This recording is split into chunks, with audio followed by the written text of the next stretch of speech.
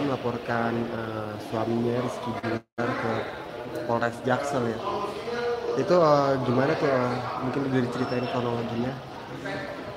Jadi semalam saudari kita ya datang ke Polres Jakarta Selatan untuk melaporkan kasus yang dialaminya.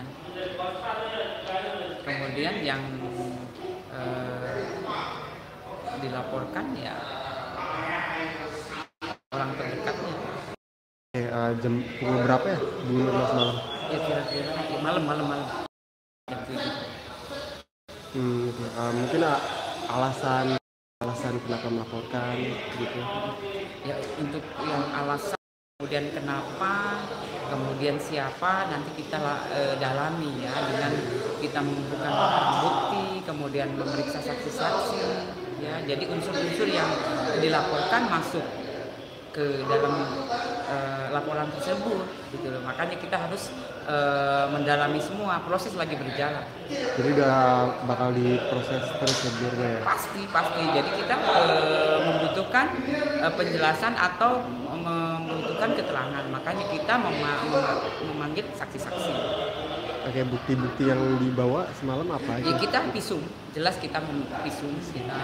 Kita setelah laporan polisi kita dapat, kemudian kita mengantar untuk korban untuk visum, kemudian kita meminta keterangan dari korban. Tapi udah keluar ya hasil visumnya? Untuk visum di penyidik. Di bagian mana yang mungkin yang luka? Ya untuk itu penyidik yang punya domain. Mungkin korban bercerita sejak kapan gitu kejadian tersebut. Untuk itu kita tetap harus dalami ya. Jadi kita untuk semalam laporan untuk saudari dari melaporkan itu saja. Jadi dia kasus yang dilaporkan adalah yang dialami dia. Oke. Baik.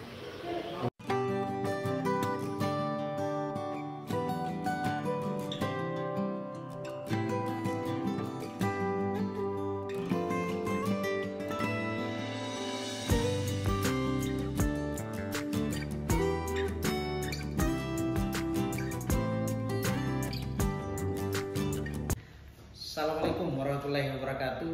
Apa kabar teman-teman semua? Sehat selalu ya, amin. Nah, segmen kali ini saya mau bahas mengenai KDRT ya. KDRT yang dilakukan oleh artis nih, lagi ramai dibahas di berita-berita infotainment ya. Diduga Muhammad Rizky Bilar melakukan KDRT terhadap Lestiani atau sapaannya Lesti Bintang Kejora ya. Terjadi KDRT ya, kekerasan di dalam rumah tangga. Nah ini ya, cekcok dalam rumah tangga, adu mulut atau berbeda pendapat itu hal yang biasa. Tetapi jangan lakukan kekerasan fisik ya, kasihan seorang wanita, apalagi ketika sudah punya anak ya, ini harus dipertahankan. Jangan justru sedikit-dikit malah main fisik. Nah, infonya ya, si Lesti ini mengalami luka-luka dan sudah membuat laporan di Polres Metro Jakarta Selatan dan sudah melakukan visum. Nah, itu ya teman-teman. Nah, jadi gini ya, perlu diketahui bahwa kekerasan di dalam rumah tangga itu atau KDRT diatur di dalam Undang-Undang Nomor 23 Tahun 2004 tentang kekerasan di dalam rumah tangga.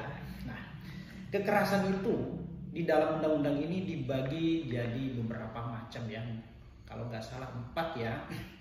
Pertama, ada kekerasan fisik, kekerasan psikologi, kekerasan seksual, dan penelantaran rumah tangga, teman-teman. Nah, dalam hal ini tindakan atau perbuatan yang diduga dilakukan oleh suami daripada Lesti ya, KDRT ya, melakukan KDRT ini masuk dalam kategori pasal tindakan kekerasan fisik ya. Informasinya berdasarkan sumber yang saya baca ya, si Muhammad Rizky ini atau suaminya melakukan perselingkuhan dengan wanita Kalau perselingkuhan berarti ada seseorang yang akan sakit hati, ya, yaitu ya pasangan sahnya, istrinya pasti sakit hati, batin. Nah, kalau bicara batin yang sakit berarti yang dirasakan adalah hati batin.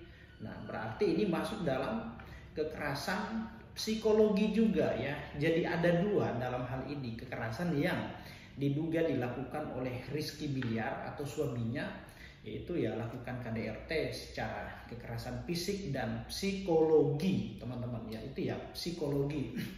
Nah, ini juga yang mungkin penting untuk diketahui ya, karena banyak yang awam mengenai KDRT ya. Nah, seperti yang saya sampaikan tadi, ada beberapa jenis kekerasan ya, terus kemudian ruang lingkup KDRT. Nah, ruang lingkup KDRT. Nah, orang-orang yang disebutkan atau diatur di dalam undang-undang ini yang tidak boleh dilakukan kekerasan terhadap mereka ya. Nah, atau ketika terjadi kekerasan ya masuk dalam ruang lingkup KDRT, seperti orang yang dalam ruang lingkup keluarga itu atau satu atap ya, seperti ada bapak, ada ibu, anak, terus kemudian saudara yang sedara atau satu kandung, terus kemudian ada karyawan yang bekerja atau mungkin misalkan asisten rumah tangga. Nah, jadi misalkan seperti asisten rumah tangga, ketika kita telah melakukan KDRT seperti memaki-maki dia, mengata-ngatai dia, atau melakukan kekerasan fisik ya atau seksual terhadap dirinya, asisten rumah tangga yang dimaksud, ini masuk juga dalam kategori kekerasan dalam rumah tangga atau KDRT. Nah, kan bukan daripada keluarga kita, bukan bagian dari family. Nah, itulah uniknya KDRT ya.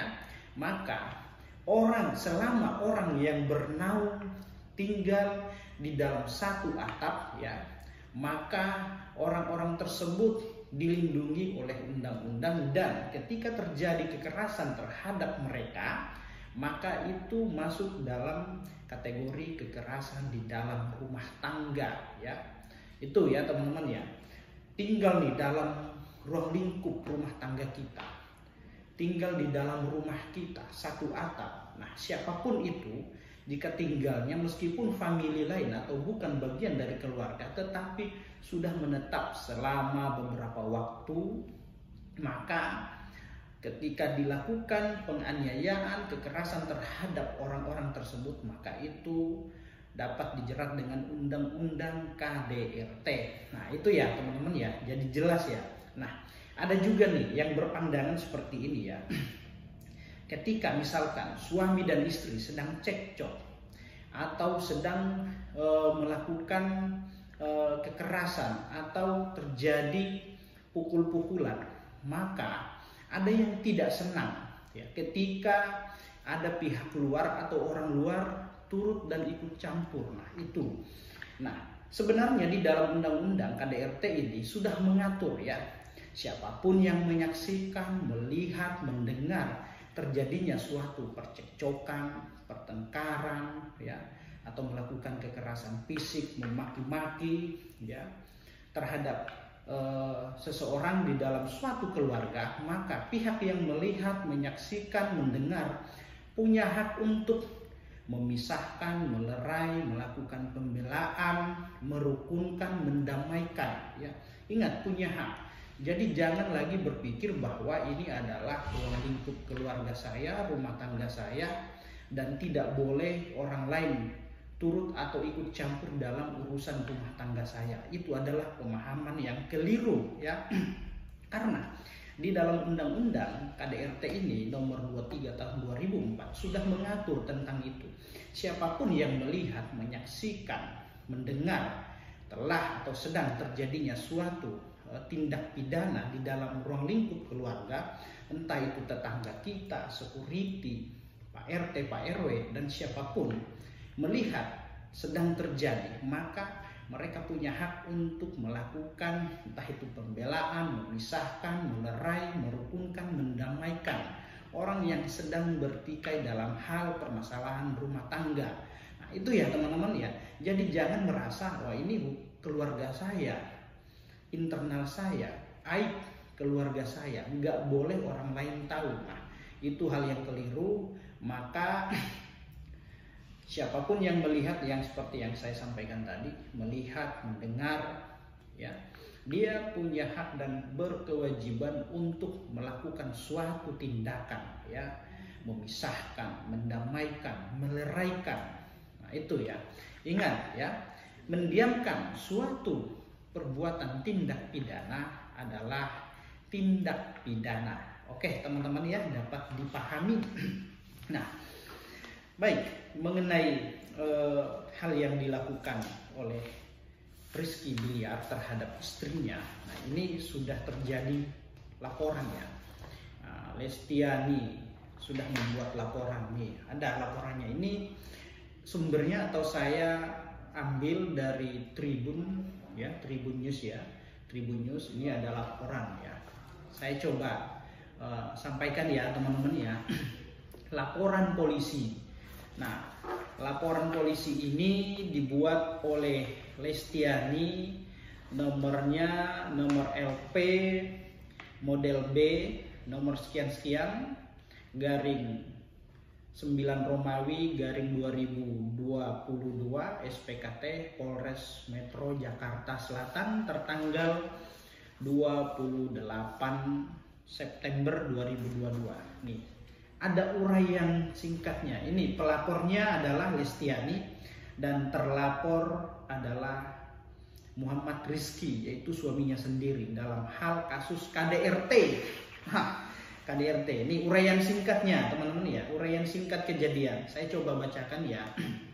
Ini kan si Lesti yang laporkan ya. Diduga pada hari Rabu tanggal 28 September 2022 sekitar pukul 2.30 waktu Indonesia Barat dan 10.00 waktu Indonesia Barat di Cilandak, Jakarta Selatan telah terjadi tindak pidana KDRT yang diduga dilakukan oleh terlapor. Siapa terlapornya? Itu suaminya, Rizky, Muhammad Rizky, terhadap korban. Berawal dari korban dan terlapor yang merupakan suami istri, dan terlapor ketahuan berselingkuh di belakang korban.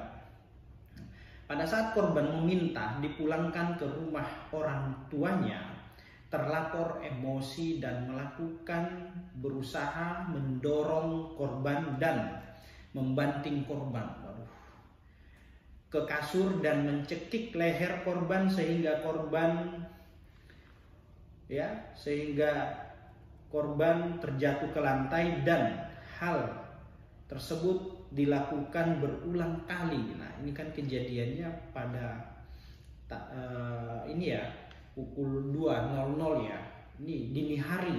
Nah, terus kemudian pada jam 10 terlapor berusaha menarik tangan korban dan ke arah kamar mandi dan membanting korban ke lantai dan berulang kali sehingga tangan kiri dan kanan, leher dan tubuhnya merasa sakit, dan atas kejadian tersebut korban merasa sakit dan melaporkan ke Polres Metro Jakarta Selatan untuk ditindaklanjuti ya, tertanggal 28 September 2022. Adapun pasal yang disangkakan terhadap terlapor ini adalah pasal 44 Undang-Undang nomor 23 tahun 2004 mengenai KDRT ya, teman-teman ya. Nah, ini saya dapat juga, saya kutip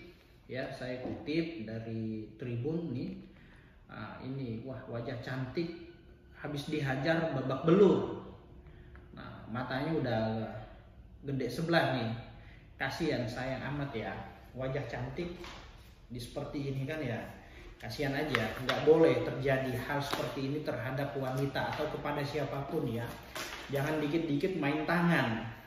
Nah, itu ya teman-teman ya, dugaan atau sangkaan pasal yang disangkakan terhadap suami atau Muhammad Muhammad Rizky Biliar ini adalah pasal 44. Nah, ini teman-teman ya.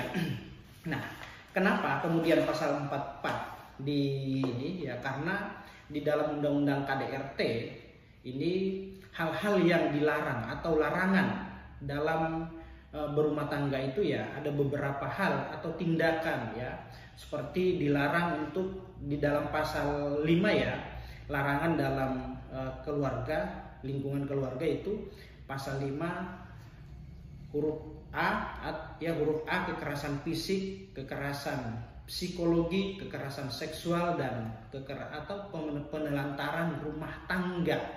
Nah itu ya, nah setiap orang yang melakukan perbuatan kekerasan fisik dalam ruang lingkup rumah tangga sebagaimana yang dimaksud dalam pasal 5 tadi, maka di ketentuan pidana pada pasal 44 ya, ini ada ketentuan pidananya, yaitu pasal 1 pasal 44 ayat 1 ancaman pidananya itu 5 tahun.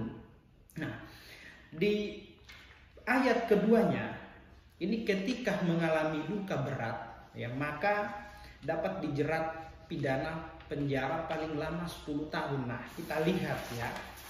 Ini lukanya ini luka ringan atau berat sehingga menimbulkan sakit ya, tidak bisa beraktivitas. Maka ini masuk dalam kategori luka berat ya, teman-teman ya. Berarti pasal 44 ayat 2. Pasal 44 ayat 2 di mana ancaman pidananya paling lama itu 10 tahun. Nah, ini suaminya yang diduga telah melakukan KDRT, memukul, ini kayaknya ditonjok atau ditempelin nih ya. Ya, diduga ya. Ini ancaman pidananya 10 tahun paling lama. Aduh, ini suaminya bisa lama nih mendem kalau tidak terjadi perdamaian. Nah, karena rangkaian ini bukan hanya kekerasan fisik ya, karena diduga suaminya telah berselingkuh dengan wanita lain ya di belakangnya, maka ketika Lesti diselingkuhin berarti dia sakit, merasakan sakit yang teramat, yaitu ya pasti sakit hati ya. Kalau hati larinya ke batin, batin berarti ya dampaknya psikologi. Nah, berarti ya pasal yang dapat disangkakan terhadap suaminya ini ya bukan hanya pasal 44 saja Undang-Undang KDRT, tapi pasal 45 juga ya. Pasal 45 di situ ancaman pidananya paling banyak atau paling lama 3 tahun ya. Meskipun cuma 3 tahun tetap harus dijuntokan ya. Berarti ada 2 pasal di sini ya. Pasal 44 ayat 2 ancaman pidana 10 tahun dan junto pasal 45 itu ya melakukan kekerasan secara psikologis. Nah, itu teman-teman ya. Jadi ngeri-ngeri sedap ya ini ya. Nah, semoga permasalahan ini segera berakhir ya, berujung pada perdamaian, kembali rukun, dan atau memang kalau bila sudah tidak sayang lagi, tidak cinta terhadap istri atau sering cekcok ya, maka sebaiknya selesaikan secara baik-baik, kekeluargaan ya. Harus rukun, damai. Tetapi kalau toh juga belum tidak menemukan solusi, maka silahkan kembalikan ke orang tuanya seperti yang disampaikan oleh si Lesti. Kembalikan saja kepada orang tuaku, kan gitu ya. Maka ya itu ya teman-teman ya, hidup rukun itu indah, baik ya. Jangan kemudian melakukan suatu tindakan yang di luar hukum yang dapat menimbulkan akibat hukum dan harus dipertanggungjawabkan. Soalnya kasihan nih ya, kalau terjadi ya misalkan Rizky proses hukumnya dilanjutkan ya, akan berantakan semuanya, akan berantakan, yakin. Pertama, punya anak kecil, bayi, ini akan jadi korban nih, korban akibat dari kedua orang tuanya. Kedua, akan ada yang dipidana penjara dan akan ada yang merasa diterlantarkan nanti. Nah, ujung-ujungnya apa? Akan pisah, terjadi perceraian. Tetapi semoga masalah ini tidak terjadi hal-hal yang tidak kita inginkan ya, dapat berdamai, terus kemudian hidup rukun, mencabut laporannya kembali ya, dan harapan kita semoga semuanya kondisinya baik-baik saja. Lesti mau memaafkan suaminya dan suaminya mengakui kesalahannya dan mencabut laporan kepolisiannya. Oke. Itu teman-teman ya, demikian semoga apa yang saya sampaikan bermanfaat. Ya, demikian. Assalamualaikum warahmatullahi wabarakatuh. Salam keadilan. Jangan lupa ngopi ya. Oke, teman-teman.